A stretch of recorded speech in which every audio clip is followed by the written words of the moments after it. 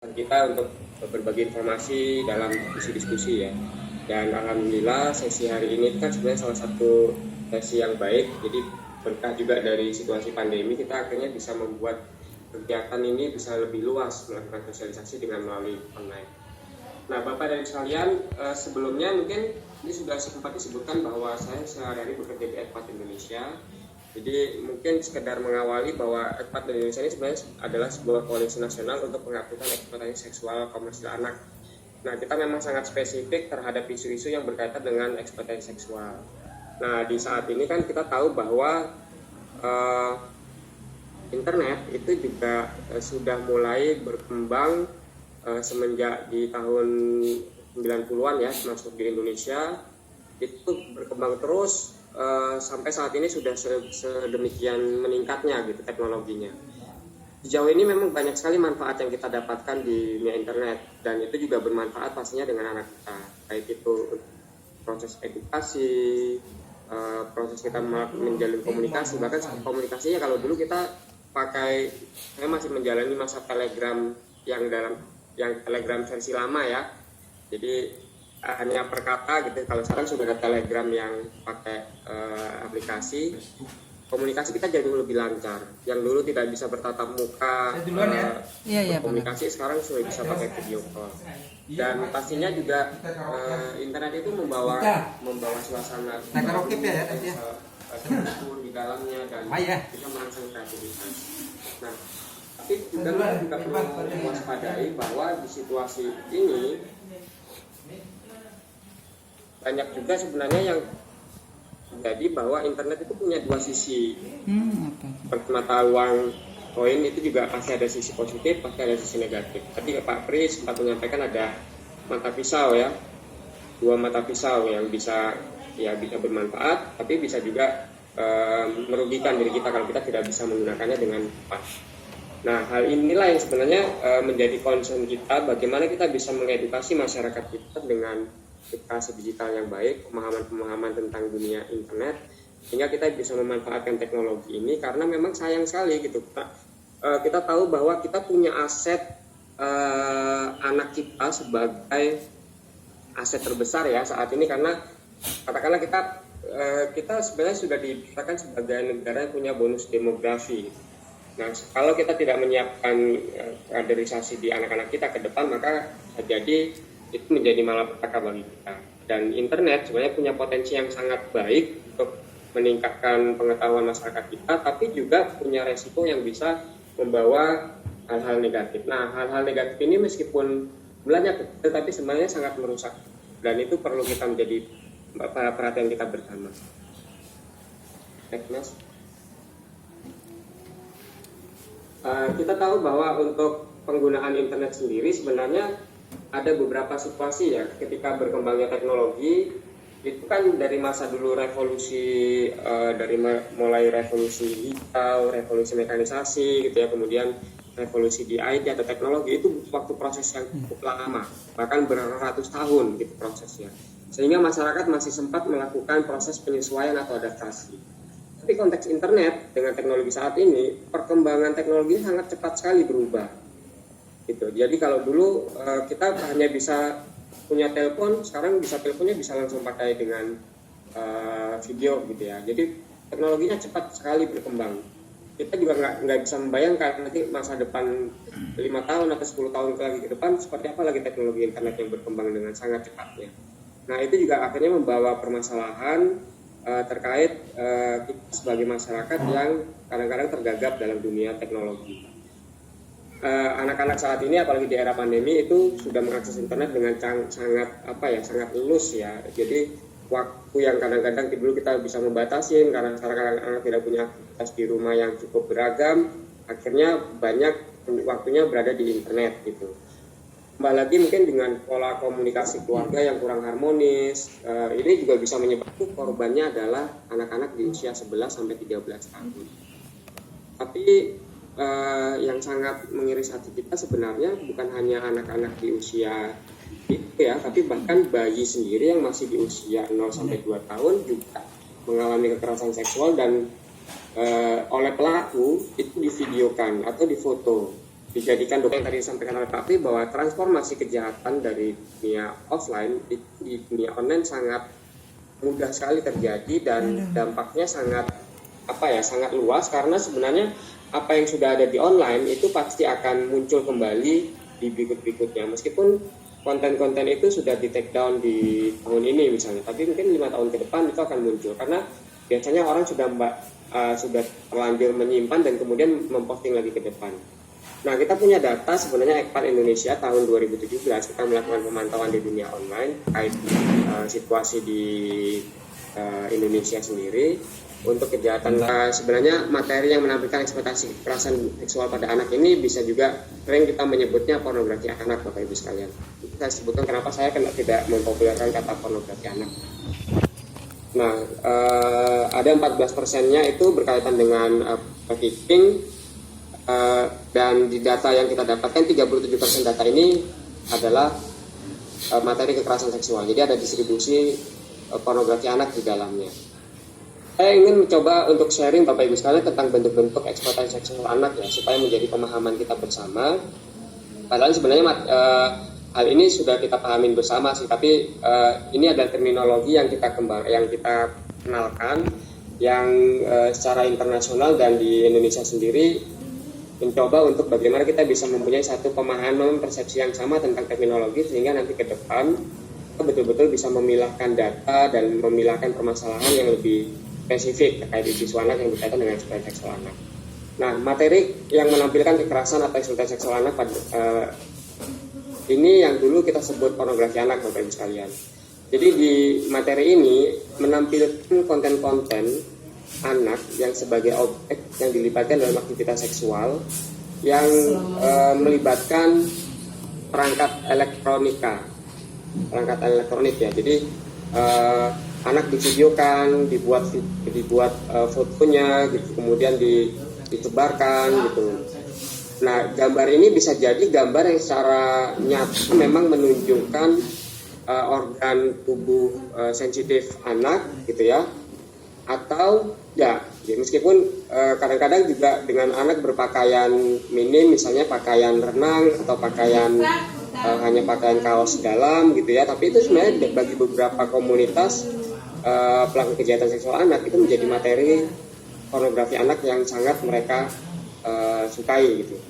Nah, kenapa kita tidak menyebutkan kata pornografi anak? Karena sebenarnya pornografi ini maknanya ada dua sisi, Bapak Ibu sekalian. Karena pornografi di internasional itu ada yang ilegal dan ada yang legal. Nah, kalau kita di Indonesia di undang-undang kita sebenarnya pornografi diatur ya, tapi memang kita tidak membedakan antara pornografi anak dengan pornografi dewasa, karena apapun itu kontennya adalah pornografi. Tapi kalau di internasional mereka memilahkan kata pornografi anak karena sebenarnya pornografi anak itu bukanlah materi pornografi. Tapi sebenarnya pornografi anak itu adalah bukti dari kejahatan anak yang berkaitan dengan eksploitasi seksual. Jadi materi kekerasan seksual pada anak itu bukanlah materi pornografi, tapi itu adalah bukti terjadinya kejahatan. Maka sebenarnya ini yang memisahkan antara konten ini istilah-istilah baru nih gitu, banyak istilah-istilah yang belum dikenal gitu ya. Nah, grooming online ini sebenarnya prinsipnya adalah bujuk rayu, Bapak Ibu sekalian, atau PDKT ya, yang dibangun oleh orang dewasa atau pelaku kejahatan seksual anak untuk mereka bisa mendapatkan kepercayaan si anak sehingga anak bisa diajak untuk berinteraksi secara seksual di dalamnya. Ini kan kita banyak ya, ada yang dibujuk untuk dijadikan artis gitu, ada yang dengan tanpa sadar mereka memposting, membuat konten-konten materi sensual diri mereka, terus kemudian menyimpan, kemudian mendistribusikan gitu tanpa sadar. Akhirnya materi ini juga bisa terdistribusi secara umum dan juga menjadi konsumsi pelaku-pelaku kejahatan seksual. Biasanya texting ini juga diawali dengan yang grooming tadi, Bapak Ibu. Selain sexting, sebenarnya yang keempat ini sebenarnya adalah sexual extortion ya, atau pemerasan seksual. Jadi materi-materi kekerasan seksual pada anak tadi itu akhirnya dipakai pelaku untuk memeras kembali si anak. Apakah untuk kepentingan uang ataukah untuk kepentingan materi yang berikutnya, untuk mendapatkan materi, atau untuk kepentingan video call itu kan sebenarnya siaran langsung. bisa video call menggunakan aplikasi, bisa juga menggunakan berbasis web gitu ya. Dan banyak sekali yang sering terjadi, bahkan aplikasi-aplikasi seperti konten kreator misalnya seperti Bigo, TikTok dan yang lainnya ya, itu juga memicu banyaknya terjadi live streaming yang berkaitan dengan kekerasan seksual pada anak. Nah, Bapak Ibu, yang perlu kita pahamkan kepada anak-anak adalah bagaimana anak-anak bisa menemukan situasi yang ini nih. Grooming ini sebenarnya salah satu hal yang sangat penting menurut saya untuk dibagikan kepada anak-anak kita. Supaya anak-anak itu jangan gampang sekali untuk menerima pertemanan dengan orang tidak dikenal. Karena yang perlu Bapak Ibu ajarkan adalah mungkin nanti paparan setelahnya Mas, kita akan coba kirimkan materinya juga ya Mas ya ke para peserta. Memang tadi terima kasih banyak Mas paparannya.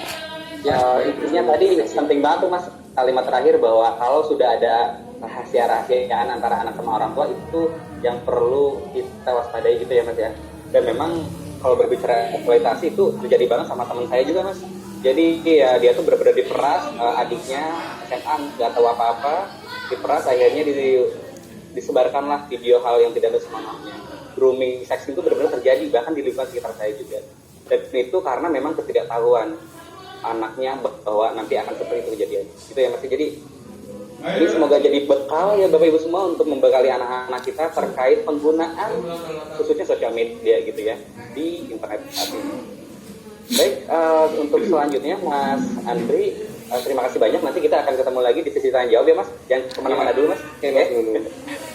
Nah, para Bapak Ibu semua yang ada di YouTube Live gitu ya, yang nontonnya lewat YouTube itu bisa langsung aja ditulis pertanyaannya lewat kolom chat di YouTube Live-nya. Jadi nanti dari tim KPPA akan memilih filter mana nanti pertanyaan yang kita akan sampaikan di Zoom webinar kali ini.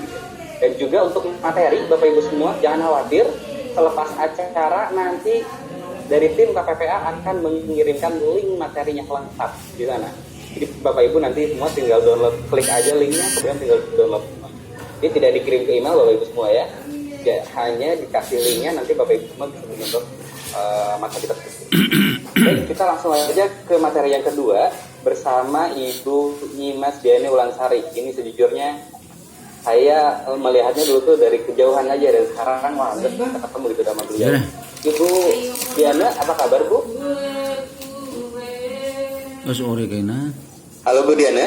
Ya, assalamualaikum warahmatullahi wabarakatuh. Waalaikumsalam. Selamat pagi. Wah Ibu, akhirnya ketemu juga Bu. Biasanya kita ketemu di pasar aja Bu, saya lihat ya. Oke. Jadi Ibu Diana ini alhamdulillah sebagai motivational speaker ya Bu ya, dan juga praktisi dan ahli parenting Indonesia, dan juga penulis berbagai buku anak dan juga keayah bundaan. Jadi tawa aromo berbicara tripotaka ini pasti penting banget. Harapannya memang cara kumitirau nih layar. Iya enggak. Kali ini terima kasih banyak Bu. Ibu untuk undangannya, kita ketemu lagi di dunia maya ya Bu. Kemudian Bapak Sesmen ya, Bapak Pri Budiarta, kemudian Pak Deputi, Pak Nahar, kemudian Kak Mumu, ya kita ketemu ya kamu di dunia maya pada pagi hari ini. Kemudian Bapak Ibu yang berbahagia, kemudian Diani, Kak Diani, Kak Indrianto, serta Bapak hebat hari ini. Hari Mas ini saya akan Diani berbagi Bulansari. kepada Bapak Ibu tentang pengalaman pengasuhan di era digital.